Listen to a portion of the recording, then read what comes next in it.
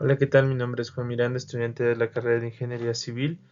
El día de hoy voy a presentar el resumen de la clase del día lunes 28 de abril, en el cual al inicio de la clase tuvimos una breve introducción de lo que es los conceptos de la introducción al cálculo del TPDA, el cual se realizó un proyecto en el cual estamos trabajando y para poder realizar todos los procedimientos adecuados vamos a tener que realizar un conteo y se nos como que la ingeniera nos dio unas directrices esenciales para nosotros poder efectuar todo el cálculo del TPDA sin mayor inconveniente.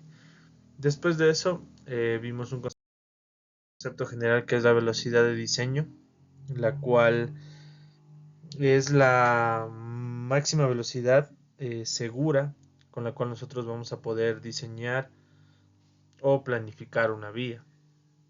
Entonces, aparte de nosotros conservar la velocidad de diseño, tenemos que tomar diferentes tipos de factores para poder determinar qué velocidad es la adecuada, como son la topografía, el volumen de tránsito, el clima.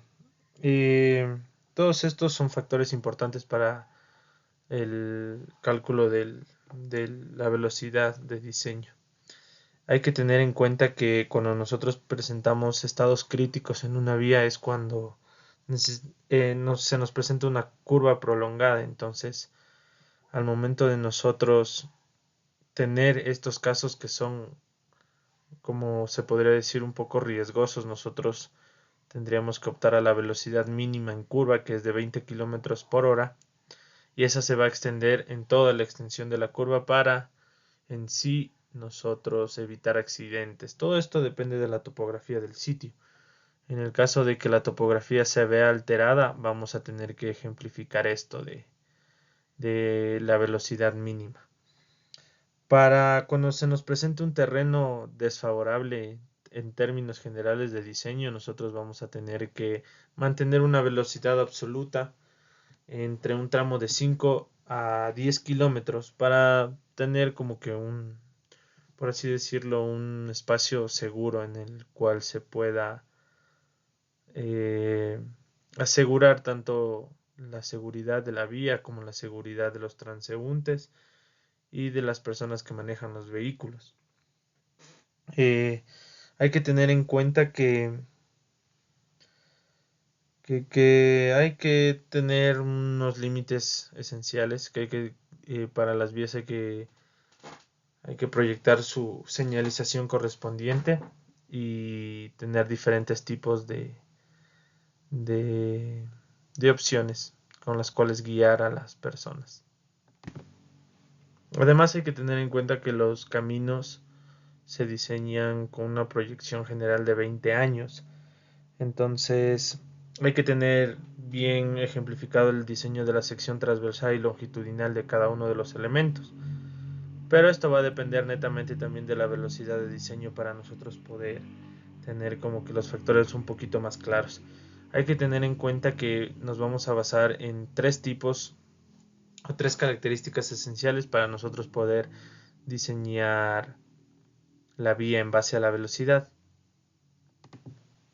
La primera es la naturaleza del terreno, que siendo mayor eh, o más favorable en, en zonas que son lisas o zonas rurales, a diferencia de unas zonas más complicadas como podría ser donde se presente ondulamiento, que son naturalmente las montañas, o sectores que tengan difícil acceso. Entonces, la naturaleza del terreno es muy importante para poder determinar nosotros la velocidad de diseño. Ese es el primer factor. El segundo factor es la modalidad de conducción.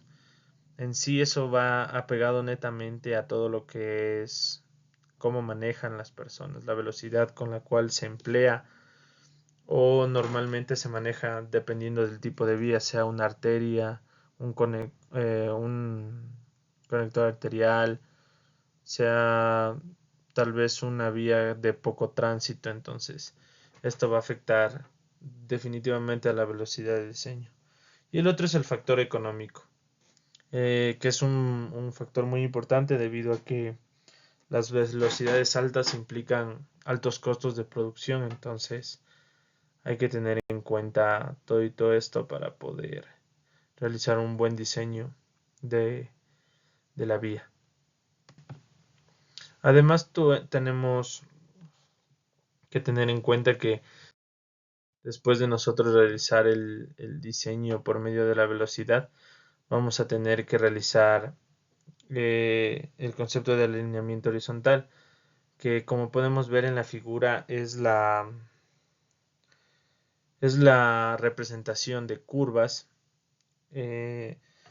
sobre un eje en un plano horizontal, que es normalmente cuando se representa todo lo que son curvas por medio de tangentes, y todo se va a tener que implicar en medio de la representación de un plano, en este caso como el que tenemos aquí, en donde podemos ver que existe una carretera y existen diferentes tipos de curvas, en donde cada curva va a tener su tangente y su tangente va a estar representada con su dirección y sentido.